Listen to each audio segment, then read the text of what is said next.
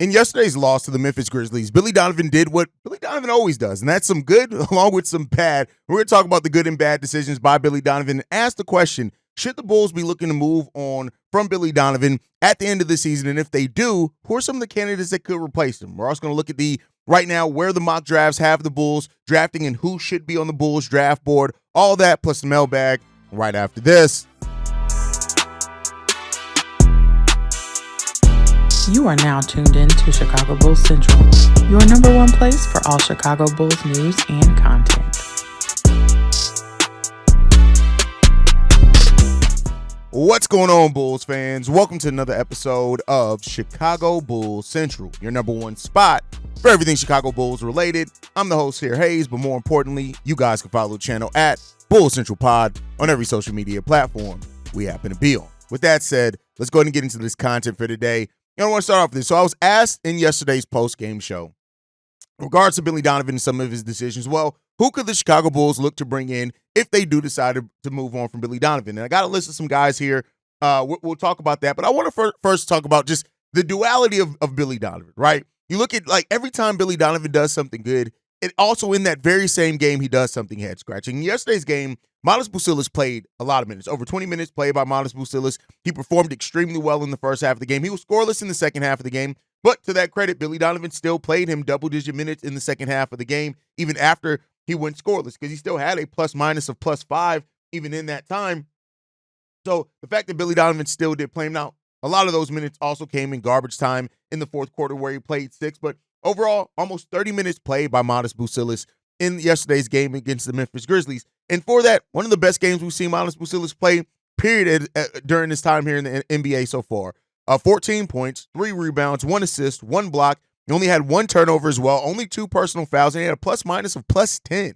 And so, Matas Buzelis had a positive impact. He was one of the reasons that the Bulls were only down by 4 points at the halftime and not down by double-digit points. And him and Nikola Vucevic were the things that kept the Bulls uplifted in the first half of that game. And then you look in the second half of the game, of course, Zach LaVine scores over 20 points in the second half. Coby White's our second leading scorer in the second half of the game as well, even though his defense was trash. And again, like with most things with Billy Donovan, you look at the kid playing, and then it makes you think, well, why have we seen so many games with single-digit minutes from Matas Buzelis? And not to say that Buzelis is always going to have that type of impact. I think the fact that he went scoreless in the second half also highlights some of his limitations and inconsistencies right now. But he's a player that, in Matas Buzelis, that we've seen. If you give him some minutes, the confidence is slowly building for Matas.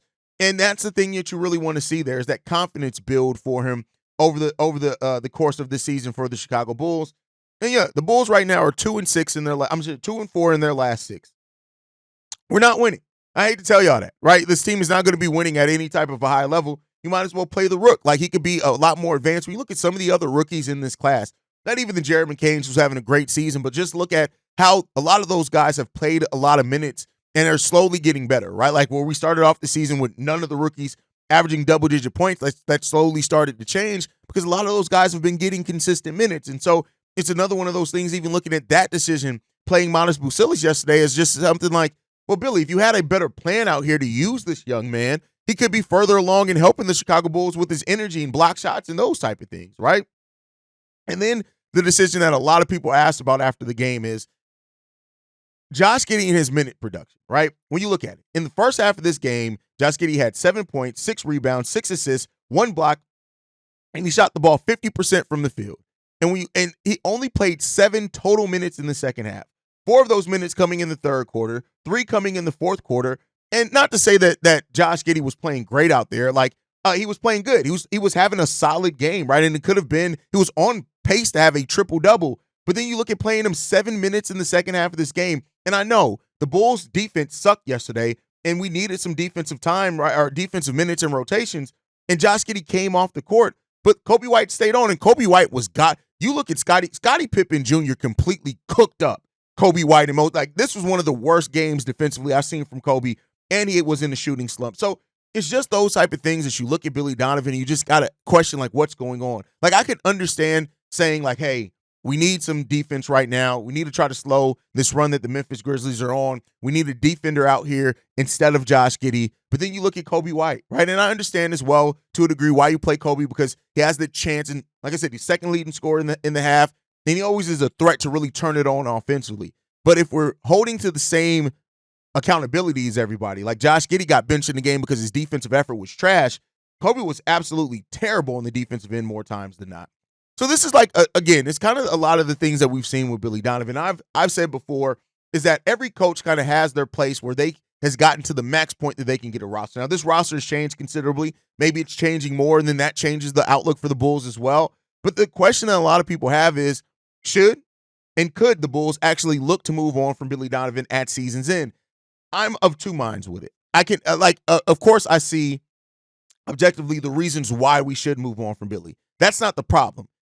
Will we move on from Billy? Because this front office and ownership's group attachment to Billy Donovan. Now, I've said many times before, prepare for Billy Donovan to stay at some point in this organization, some level of this organization, as long as he wants to.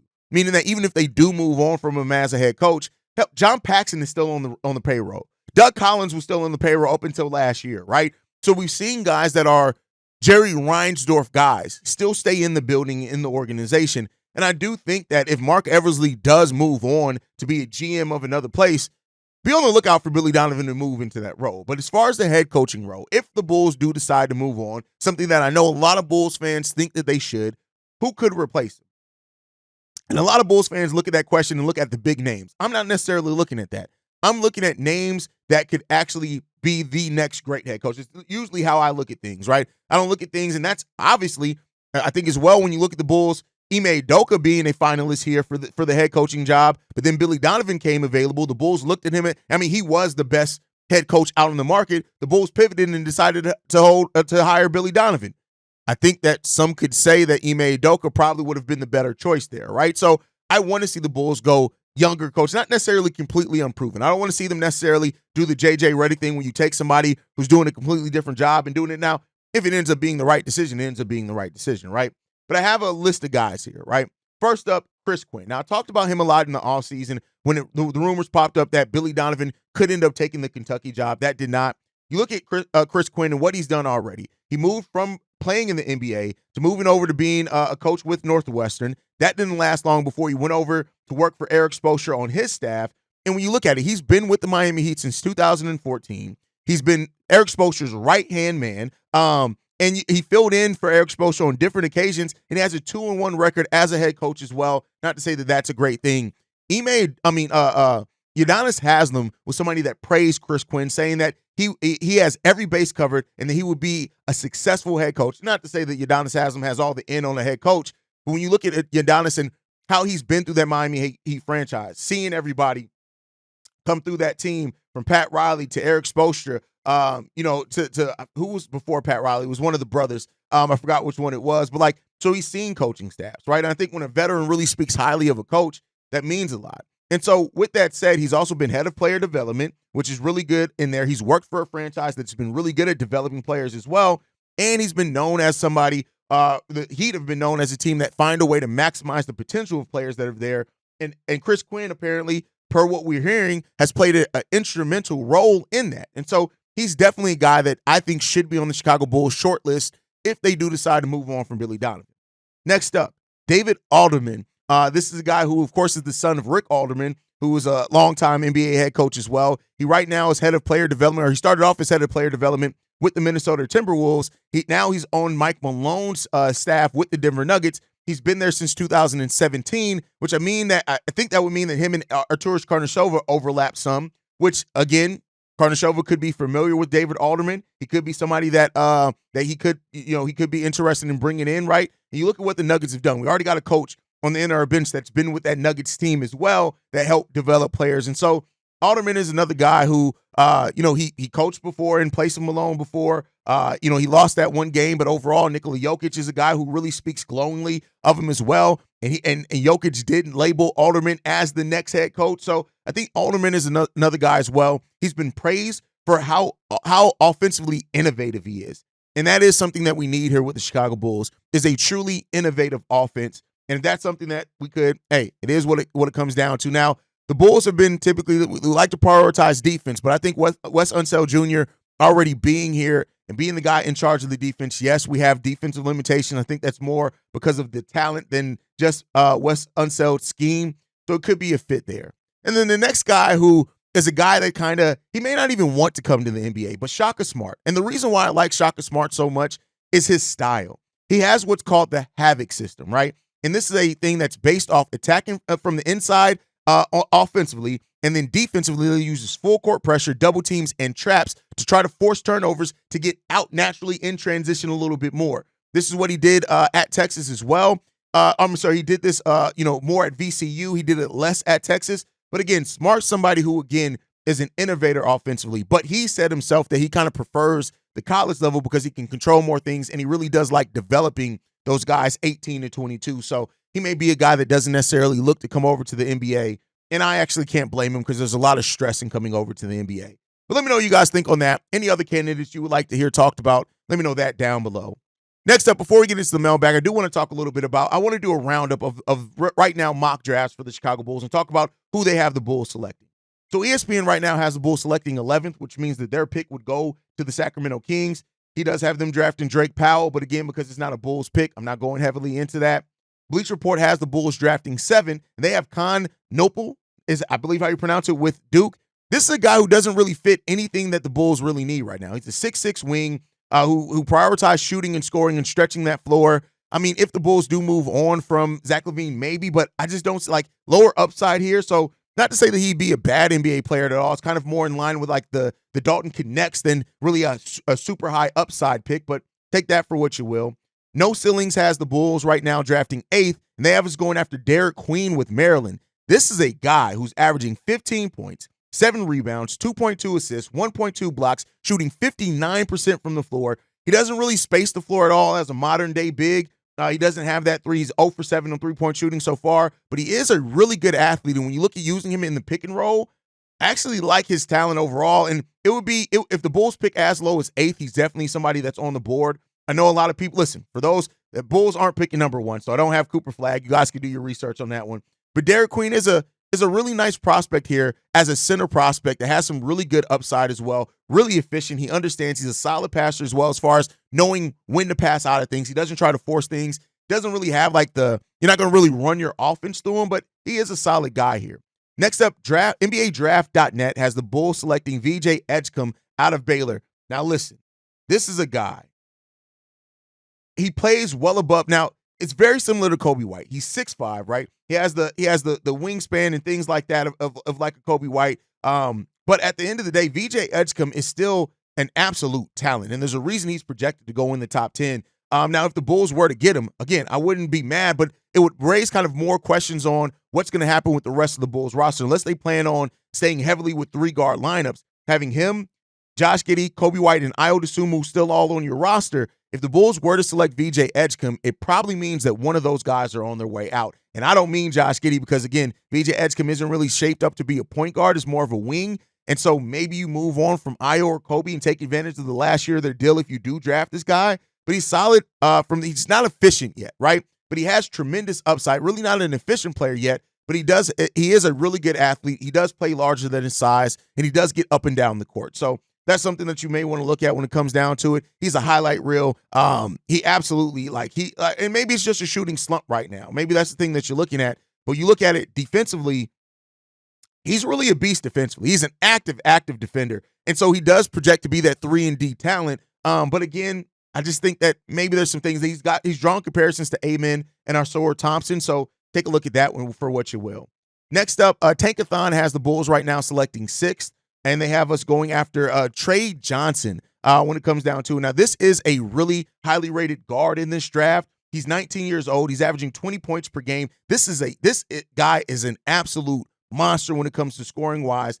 And you can see why he would be on the list for any team drafting here. But there's still some questions on, like, again, the fit, right? 6'6", 190 pounds. Can you play him more at the wing, which is not something that, if we're under Billy Donovan, it is something that could happen. Teams are going smaller anyway, so maybe you look to move him to the 3. 21 points per game on 47% shooting from the field, 46% shooting from three-point line. I tell you what, 2 assists, 1 steal per game, right under a block per game as well. Having him next to Kobe White, if you have a lineup of him, Kobe White, and Ayo Dosunmu as your 3, that's a really nice punch with scoring, defense, all these type of things. The question again is the Josh Giddey aspect of this as well. So you'll see what happens there. But offensively, he's really a monster offensively. He's probably going to go in the top 10. And, we'll see what happens there. But it may just not be the fit that kind of the Chicago Bulls are looking for. Now, I want to talk about some of the other guys as well that I'm looking at in this draft. Asa Newell, 6'10".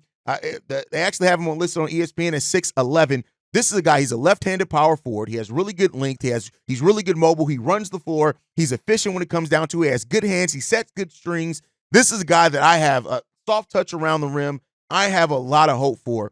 And he's starting to extend that game out to the three-point line a little bit as well. He does shape up to be a pick and pop forward in this game. And I tell you what, you pair him with Modest Bucilis long-term, I like it a lot. So these are the guys like I said, keep a lookout for. Asa Newell's the guy for me. Keep a lookout for. Hugo Gonzalez out of Spain is another guy. 6'6" guard/forward. Offensively has everything that you can need, and he's an active defender. Think about Rudy Fernandez, what people thought Rudy Fernandez would be. That's actually Hugo Gonzalez. He's a monster right now, and what he's been able to do with being young and playing with professionals has been absolutely great to see, and you love to see that out of Hugo Gonzalez. He's another guy that's on my short list when it comes down to it.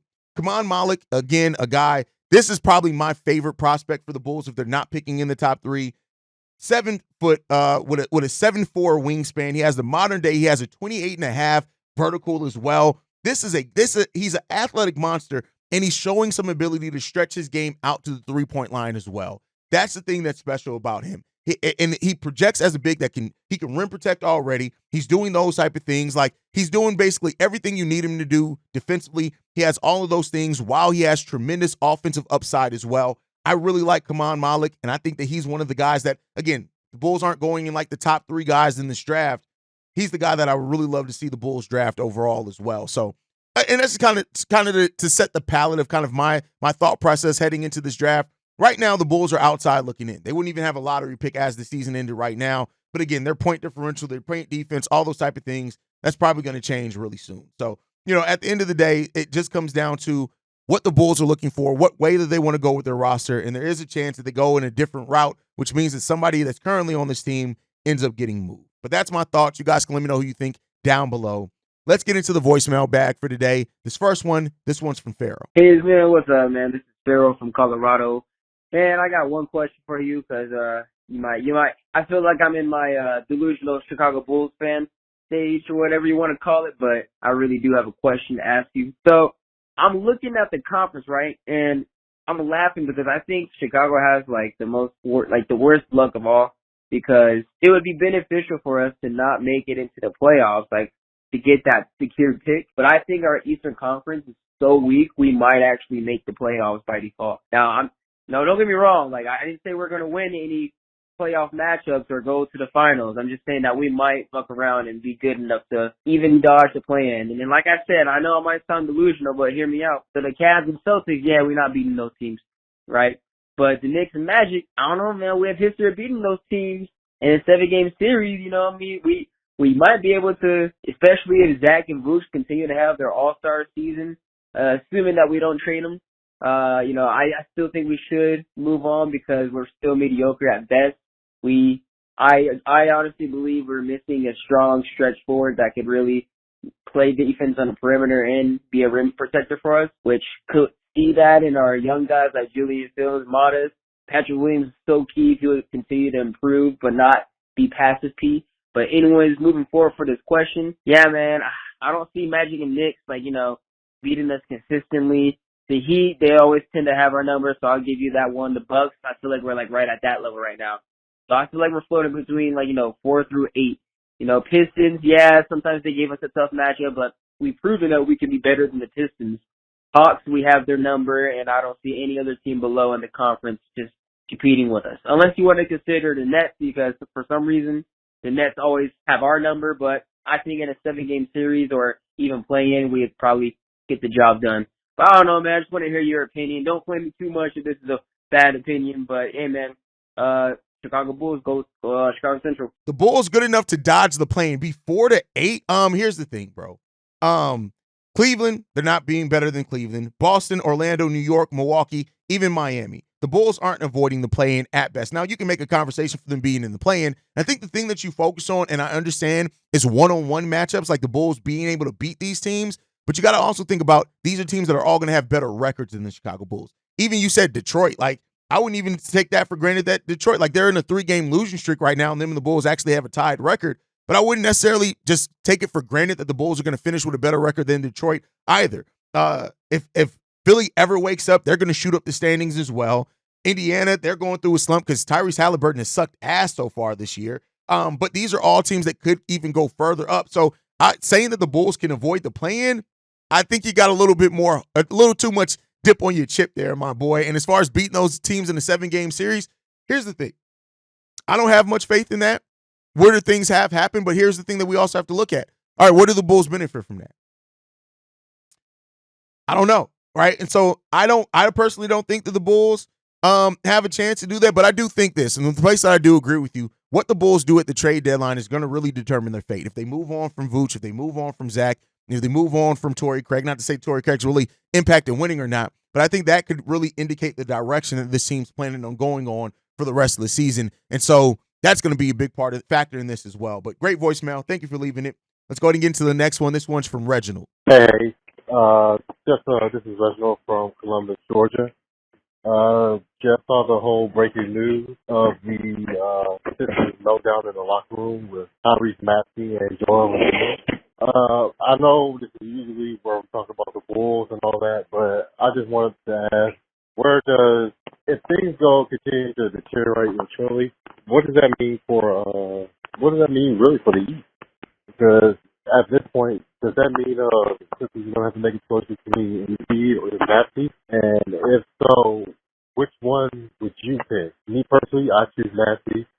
Younger, higher upside, healthier. But if Joel Embiid becomes available, what type of package should they be looking for? And I'm not going to say the Bulls should get out because you really don't need a big man. It's going to cost like $50 million, who can only play like 35, 40 games a year.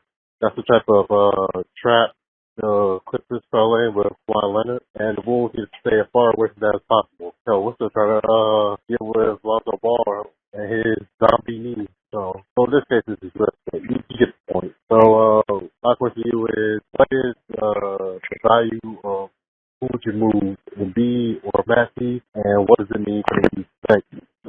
I don't think there's a shakeup in the East coming, even with what the Philadelphia 76ers are going through. Embiid and Maxey have both said since then their personal relationship is fine.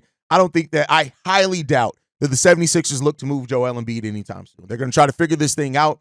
The reason why they overhauled the roster is because of trying to keep Joel Embiid. They got the Rookie of the Year candidate right now, Jared McCain. Then on top of that, keep in mind, their own pick is top 6 protected this year. And I tell you what, if the Philadelphia 76ers end up getting the season never turns around for them and they end up getting a top 6 pick, they're going to want to keep Joel Embiid and hope that whoever they add to this team and being a top 6 pick can add to Tyrese Maxey, add to Paul George, and then they're really off to the races. So I don't think anything's coming. I don't think there's going to be a disruption in the East at all. And that's just and will the Bulls get involved? Hell no. So no, it's a non-starter to me, and I don't think it's something that realistically is going to happen personally. All right, let's get into the last voicemail today. This one's from Reginald. I'm sorry, this one's from Shay. Hey, I'm going to need to say something to a lot of these dumbass Bulls fans, and I really got to say it, man. For all y'all that's calling for Patrick Williams to be gone, I hope y'all know that besides points, he's having a career high in every statistical category, including steals. I think his defensive win shares are up a little bit too. Haize, you can correct me. Don't kill me if I'm wrong. Correct me. But at the same time, I'm saying all this to say this. Look, I understand Montrezl Harrell is the new favorite toy that y'all guys love playing with, and hey, he excites me too. All right, him and Julian Phillips, and I still agree that Patrick Williams has to be a little bit more aggressive. But damn, I mean, like it seems like if a player isn't scoring over 20 points a game, y'all tend to shit on them. I mean, some people I can understand, but damn, like somebody that could help you win in other ways, and I will admit he could help you win in a lot of ways besides the offensive end, I would look to keep him around. Now, that still doesn't excuse his injuries and his inconsistency and his lack of aggression, but damn, he actually does contribute to winning in more ways than not. Anyway, tell me what you think, Haize. Peace. Bulls fans calling for P. Will to be gone. Like I've said before, like you can tell that the scapegoats this season for Bulls fans, the blame everything on is either going to be Giddey or it's going to be Patrick Williams. Now you're right, Patrick Williams is having one of his best defensive seasons for sure. You look at him, he's in the 69th percentile. That's the highest that he's ranked as far as like deficiencies with players that he's guarding. 3.4 points less per 100 possessions. But the offensive side of the ball, his differential is still negative too. The Bulls are averaging 5.6 points less per 100 possessions when P. Will's on the court. So it's like it's still that two-way thing of Patrick Williams, right? Like it's some good, it's some bad. The things that he does bad are really evident as far as casual box score. The things that he does good, you have to kind of dig into the weeds and find if you're not really looking at defensive possessions and defensive rotations, things like that. But overall, it's this: like the Bulls gave Patrick Williams that money, and I think it's because they want to be able to say without a doubt that they feel like they gave him every chance to max out on it, and they're going to feel confident that he's not going to really increase his potential before they let him go. And I think that comes down to it as well. And overall, we'll see where it goes. I do think that Modest Bucilis, I know a lot of people are saying P. Will or Modest. I think there's a world in which Modest Bucilis and Patrick Williams are your starting 3 and 4 going forth into the future. And at that point, you may not need Patrick Williams' offense really at much at all if Modest Bucilis develops offensively like he looks like he can with that upside, and they could actually be a nice 1-2 punch as that versatile forward combo. But we'll see what happens there. I think the draft is going to determine a lot as well, right? Because if the Bulls get another wing in the draft, maybe that does make them. I mean, us hearing that the Bulls are more open to move Patrick Williams than ever plays a part into Bulls fans feeling that ways too. So whatever the future holds for P. Will, the future holds. It's not as bad as some people make it out to be, but it's not good either. And I think that's where you sit with the question. It's not really good either, other than defensively. And you got to keep asking yourself as you go forward in the makeup of your roster, how much can you afford to have a player that you just can't rely on offensively, and they're just bringing defense? And it may be, depending on what they add and Kobe White's and growth and things like that, that they're able to weather that storm, and then maybe they'll be fine. So we'll see where that goes. But thank you for the voicemail, Shay. Thank you for the voicemail, everybody. Make sure you guys are following the show at Bull Central Pod. You can send us any feedback, questions, comments, concerns. bullcentralpod@gmail.com. Lastly, if you want to leave a text message and our voicemail for the mailbag, the number to do so, 773-270-2799. We are the #1 spot for everything Chicago Bulls related, but that's thanks to you lovely and beautiful people. And like I like to end every episode on, go Bulls. Love you guys. See Red if you can, y'all. Peace. This has been a presentation of the Break Media.